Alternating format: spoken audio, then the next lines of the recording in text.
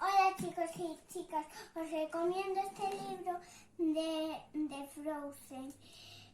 Tiene mucha imaginación de princesas y también de castillos. Y si le das a un botón, tiene música. Adiós.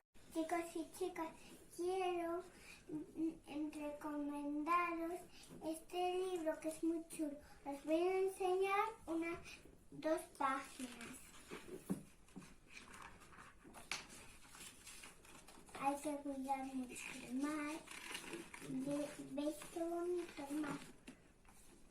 ¿Ves? Que quiere comer la bolsa y así se muere.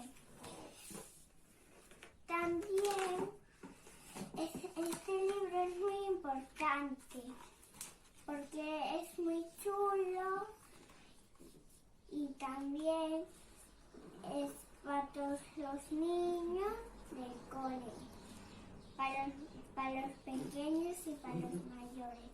Adiós.